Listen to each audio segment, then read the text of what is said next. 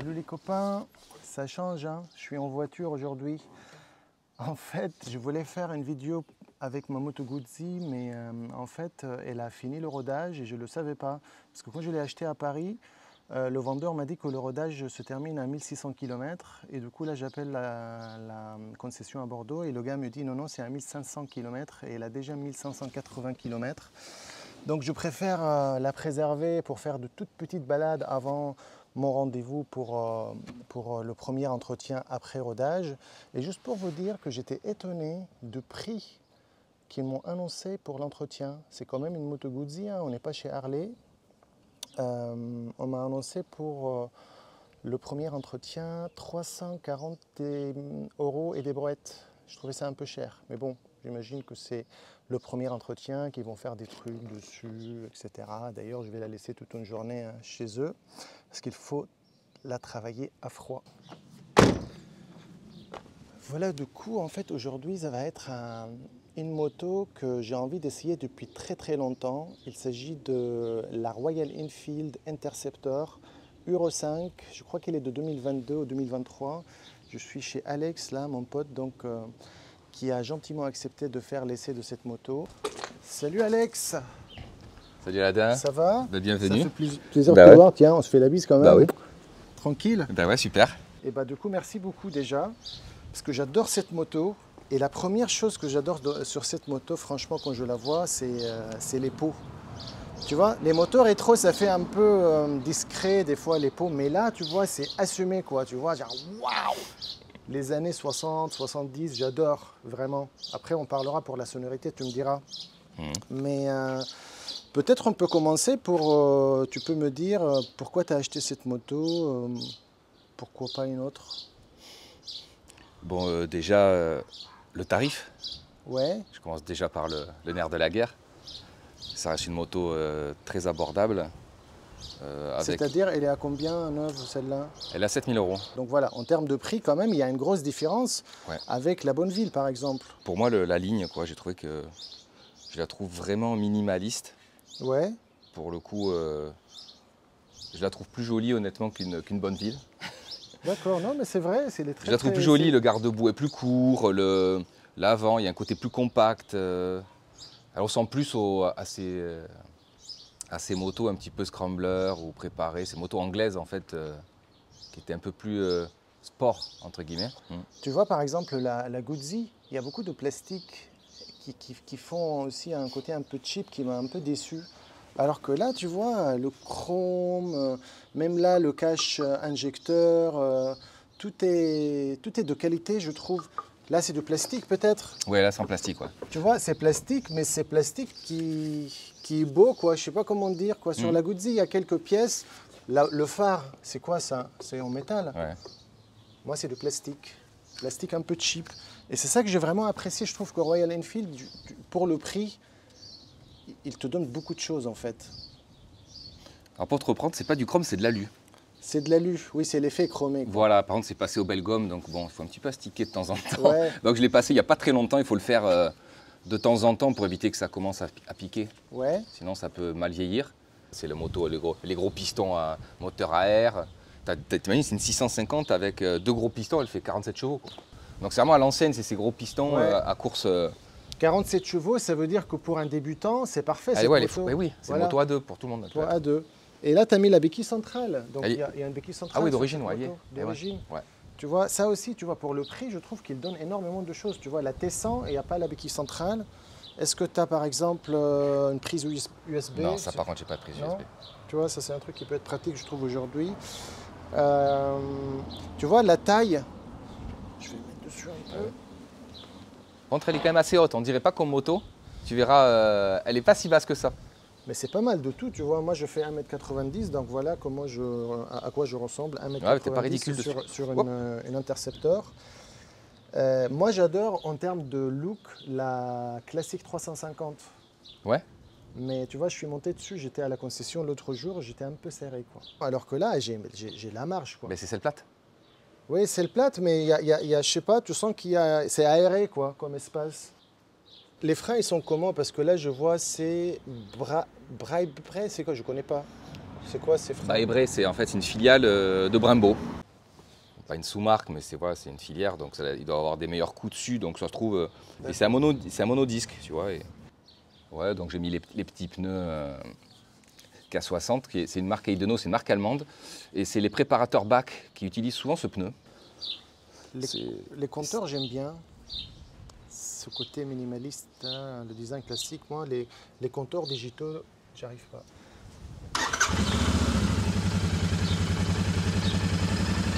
C'est incroyable la différence avec la Moto Guzzi, hein.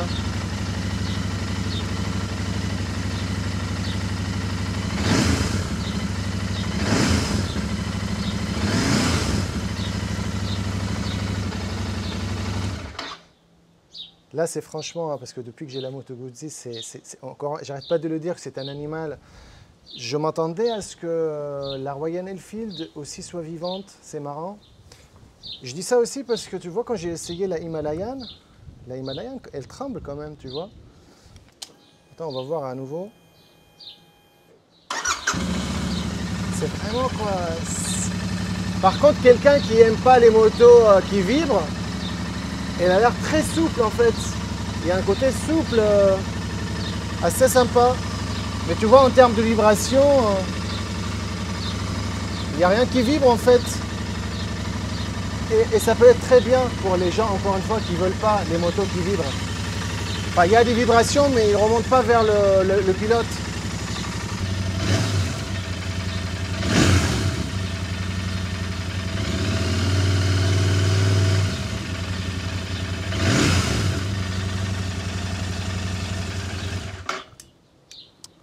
Pareil, tu vois, pour le bruit, encore une fois, le son, le bruit, je m'attendais à un son plus rustique, encore une fois, parce que j'ai essayé la Himalayan.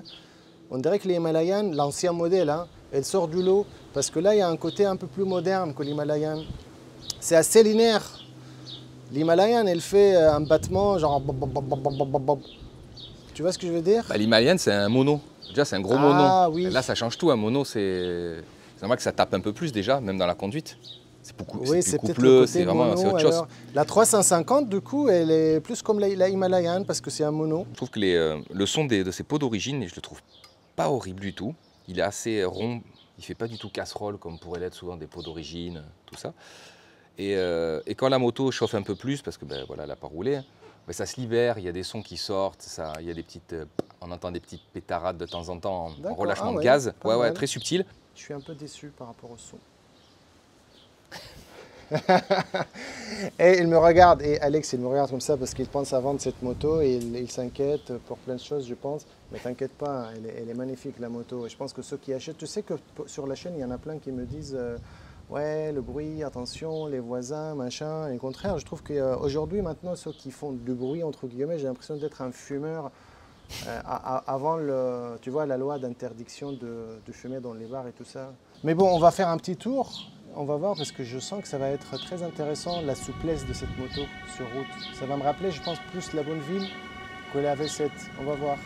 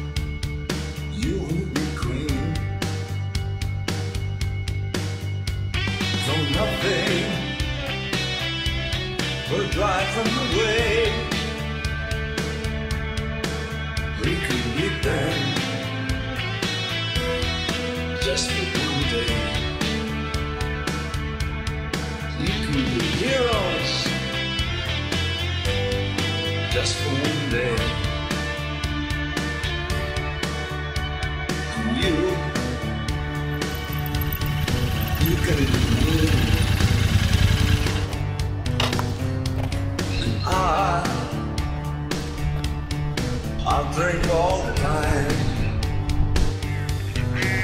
'cause we're lovers, that is a fact. Yes, we're lovers. Et quelle expérience! Tu peux venir, Alex? Non, tu veux pas, il veut pas. Ce que j'ai beaucoup aimé en fait, c'est la souplesse du moteur.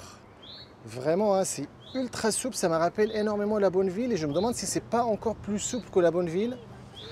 La boîte de vitesse, encore une fois, je trouve ça très très doux, très souple, alors que la V7, elle a vraiment de caractère cette moto et parfois ça peut être même agaçant, alors que là vraiment c'est très très agréable la boîte de vitesse, comme du beurre. J'ai pas senti des vibrations même à haute vitesse. C'est pas grave, vous pouvez passer devant, derrière, comme vous voulez. Même les canards, allez-y, bonjour. Elle est vraiment faite, moi je trouve, pour faire des petites balades comme ici, les départementales. Mais je pense qu'avec cette moto, je peux partir très très loin sans aucun problème, hein. Mais bon, moi je suis un style de motard qui aime bien éviter les autoroutes. Salut les canards! J'ai rien à vous donner par contre. Après, ce que je disais, c'est l'assise, tu vois. Ça m'a fait un peu bizarre parce que moi j'aime bien les motos où tu es vraiment dans la moto. Oh là là. Arrêtez! J'ai rien! Ça va rien changer! On est en train de tourner là! Un peu de respect! Merci! Moi je disais que voilà, ça m'a rappelé un peu l'assise de la R90. Je sens que tu es au-dessous de la moto, quoi. Alors que sur la Bonneville et la V7, t'es plus... Il y a une ambiance, tu es dans la moto. Ça, j'aime bien. Voilà. Le freinage, je trouvais ça très bien, tu vois. Même si c'est une filiale Brembo, je trouvais ça très bien. Il n'y a pas besoin de plus pour une moto comme ça. Les suspensions, je comprends ce que tu dis, c'est quand même assez raide. La Moto Guzzi aussi. De toute façon, moi, tu sais, toutes les motos que j'ai eues, j'ai changé les suspensions. Moi, j'aime bien le confort, donc j'ai toujours changé les suspensions. Là, quand on a fait ensemble, la route est un peu dégradée. Oui, c'est très, très sportif. Alors, le caractère, je trouve que c'est une moto, en termes de look, elle a énormément de caractère. Sur route, je trouve qu'elle manque de caractère, entre guillemets, mais je pense qu'il y a des gens qui adorent, au contraire, le côté souple, le côté fin, le côté raffiné. Ça me rappelle encore une fois beaucoup Triumph, mais elle n'a pas le caractère de la Moto Guzzi. Donc ça dépend de vous et de vos envies. J'ai beaucoup apprécié qu'il y ait un 6e rapport, Alex. La T100 et la que 5 rapports, ça j'arrête pas de le dire et ça c'est vraiment très appréciable. 6e rapport pour une 650, c'est très bien.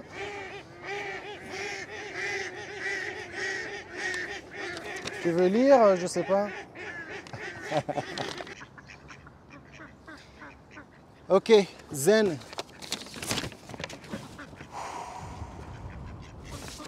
Je pense que c'est quand je parle, ça les excite, tu vois. Je fais une petite méditation.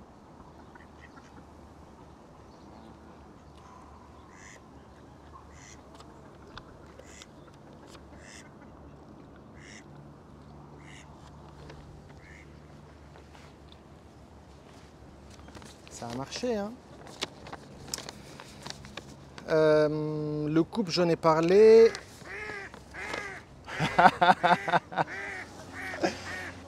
Là, on a trouvé un petit coin plus calme où je peux parler du coup doucement. Alors, ce que je voulais dire, juste ce qui me restait à dire, pardon, c'est le couple. C'est très sympa, à bas régime, j'avoue, ouais, c'est pas mal. Ça saccade pas. Même quand on est en très bas régime, ça ne saccade pas comme d'autres motos. Ça, j'ai bien apprécié. C'est assez souple et je pense qu'en ville, cette moto, elle est très maniable. La selle, je la trouve meilleure que la selle de la V7. Vraiment, hein, elle est assez confortable. Je ne sais pas, il y en a qui disent que ce n'est pas assez confortable. Moi, je l'ai trouvée vraiment confortable. Après, je la compare à la selle de la Moto Guzzi. Mais avec celle-là, je parle bien loin sans aucun problème. J'ai assez de recul, encore une fois, 1,90 m. C'est parfait, mes genoux sur le réservoir, c'est top vraiment, hein. Cette moto en termes de taille pour moi, c'est vraiment très très bien. Par rapport à la maniabilité, tu vois Alex, toi tu me disais tout à l'heure que le centre de gravité tu le trouves bas. Moi au contraire je le trouve haut. Et j'avais pas assez confiance quand je tournais. Mais bon, ça m'a rappelé beaucoup la Bonneville. Avec la V7, je trouve que c'est comme un vélo quoi. Celle-là, c'est peut-être que je ne suis pas habitué. Tu vois, quand j'ai tourné là tout à l'heure sur les virages, la distribution du poids, tu vois, elle m'a fait un peu peur, mais je pense que c'est un truc, une question d'habitude, quoi. Tu veux dire un truc? Hein? Les pneus, ils font beaucoup. Ah, mais tu peux le dire, hein? Après, voilà, Alex me dit que les pneus, ils font beaucoup parce que c'est vrai que ces pneus-là, ils sont faits plus, c'est un style off-road. Et donc, quand on tourne, c'est pas pareil comme les pneus routiers. Je voulais vous montrer juste l'espace pour le passager. Alors, 1,90 m.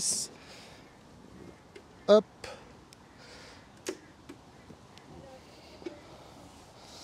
Je trouve ça pas mal. Il manque peut-être un tout petit espace un peu pour reculer pour l'arrière. Mais non, si je me mets là, ça va. Hein. Est-ce que ça existe des poignées pour cette moto? Pour le passager, ça peut être bien. Assis derrière, là. Il y a quand même un support derrière. Moi, je trouve ça pas mal du tout pour une petite moto rétro. Ça me rappelle encore une fois la Bonneville. Ta femme, elle aime bien monter sur cette moto derrière toi? Elle est montée qu'une fois, il me dit.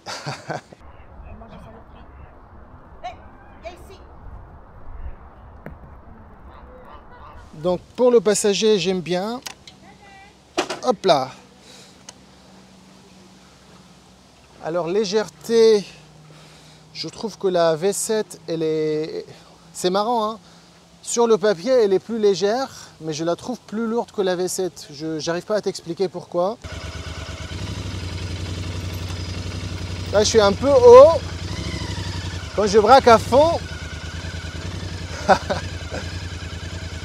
Après, je suis pas un motard, je suis pas très fort. Hop.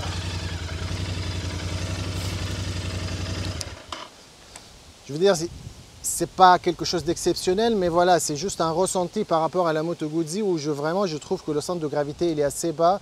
J'aime beaucoup le guidon, c'est d'origine. T'as rien changé, même la barre là qui fait cross. Ça, c'est très sympa et j'aime beaucoup les clignotants. Tu vois, sur la V7, je trouve les clignotants, ils font très modernes. Là, c'est vraiment le style vintage que j'adore. Le garde-boue aussi, je le trouve très sympa. J'aime beaucoup ce garde-boue, le design, un peu agressif. Moi, je pensais que cette partie-là a été rajoutée par Alex, mais il me dit que non, c'est d'origine, ça vient comme ça, cette extension pour protéger le moteur.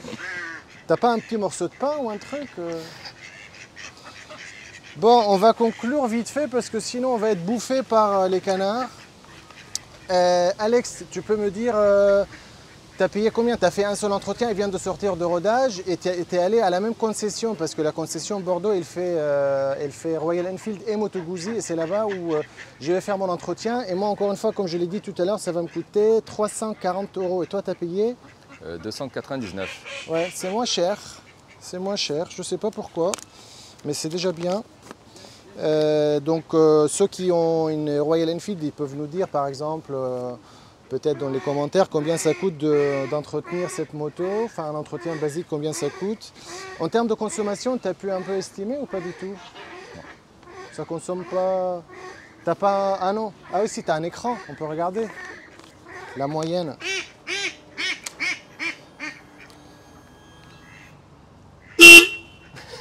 Ah merde, pardon. Non, mais tu peux pas voir, Ah juste non, les en barres. fait, il n'y a que ça en fait Ouais, comme ouais, c'est écran. vraiment minimaliste. Ouais. Ah oui, c'est vraiment, oui, ok. Parce que oui, sur la Moto Guzzi et sur la Bonneville, comme là il y a un écran, mais tu as des fonctions. Là, tu vois que le kilométrage. Tu as un jauge à essence, c'est déjà Voilà. pas bien. C'est déjà pas mal, pardon. Il n'y a pas les rapports engagés. Hein. Il n'y a pas les rapports engagés. Il y a le neutre, juste. D'accord. Alors une dernière question, peut-être avant de finir cet épisode. Question de fierté d'être propriétaire de cette moto. Est-ce que quand tu roules avec cette moto, tu as un ressenti que c'est cool, tu aimes bien le côté rétro? Est-ce que tu as une fierté de l'avoir? Je te pose la question, Alex. C'est un bien grand mot, mais oui, c'est quand même une moto qui est un peu historique. C'est la plus vieille marque, si je ne me trompe, de moto en activité. 1901, donc plus vieux que les Harley Davidson et Indian. Alors il y a des marques plus vieilles mais qui n'existent plus, donc je ne les connais pas. Je suis Oui, donc quand tu es dessus, tu rentres dans l'histoire de la moto. Oui, voilà, ouais. la position, le... Non, je t'ai posé cette question parce que c'est vrai que je ne sais pas pourquoi, moi, depuis que j'ai acheté la V7, le côté familial, le côté fabriqué en Europe, en Italie depuis toujours, le côté que c'est une moto rare, que tu ne vois pas à tous les coins de rue. Il y a ce qu'on appelle the clan, le clan Moto Guzzi. Il y a un monsieur l'autre jour, je suis allé, il a vu ma moto, du coup on a commencé à discuter. C'est un monsieur d'un certain âge, du coup il m'a parlé des Moto Guzzi des années 60-70 quand il l'avait.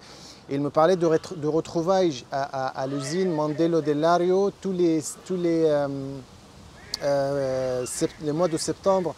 Donc il y a vraiment tout un univers autour de Moto Guzzi que je commence à apprendre, que j'aime beaucoup en fait. Et oui, il y a une certaine fierté. Je sens que j'appartiens à quelque chose fort quand j'ai cette Moto Guzzi. C'est pour ça que je t'ai posé cette question du coup par rapport à la Royal Enfield. Bon, du coup, une moto vraiment agréable. J'ai beaucoup pris beaucoup de plaisir de conduire cette moto. Je pense que c'est une question de goût. Il y a des avantages et il y a des inconvénients. Mais ce que je peux vous dire pour quelqu'un qui commence la moto, elle est vraiment, vraiment top, quoi. J'ai adoré la souplesse et la facilité de conduire, la facilité de la boîte. Il y a plein de belles choses sur cette moto et surtout le prix pour ce qu'elle donne. Je ne sais pas s'il y a une moto qui peut être concurrente à celle-là. J'adore. Et même en termes de finition, je la trouve mieux finie que la V7. Je me demande si la V7, justement, pour garder cette fabrication made in Italy, ils ont dû faire certaines concessions parce qu'il y a la main d'œuvre, etc. Peut-être c'est pour ça. Du coup, je pense qu'on va finir cet épisode-là tranquille sur cette terrasse avec Alex. Juste avant de terminer, par rapport à ce que je vous ai proposé la dernière fois concernant la sortie bateau. Je pense que ma proposition était un peu floue, mais j'ai appelé en fait un monsieur. Le bateau il peut accueillir jusqu'à 6 personnes plus le navigateur. Et du coup, ça fait 450 € pour une demi-journée. Ça m'a un peu calmé. Mais du coup, je vous ferai peut-être une autre proposition. On fera peut-être autre chose. Et peut-être, voilà, moule frites. La deuxième édition. Ou peut-être, non, un autre bateau, mais peut-être les pinasses, parce que là, il y a des très belles pinasses. Ils peuvent accueillir jusqu'à 12 personnes. Si c'est le même prix, ça peut revenir pas cher si on est une douzaine. En tout cas, voilà, l'idée bateau, pour l'instant, je les laisse tomber. Les amis, j'espère que vous avez aimé cet épisode. N'hésitez pas de liker, de vous abonner. Je vous souhaite un excellent dimanche et je vous dis à dimanche prochain. Ciao, ciao!